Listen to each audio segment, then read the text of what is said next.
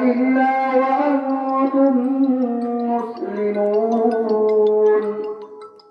وقال الله تعالى في مقام آخر: يا أيها الذين آمنوا اتقوا الله وقولوا قولا سديدا يصلح لكم أعمالكم ويغفر لكم ذنوبكم ومن يطع الله ورسوله فقد فاز فوزا عظيما.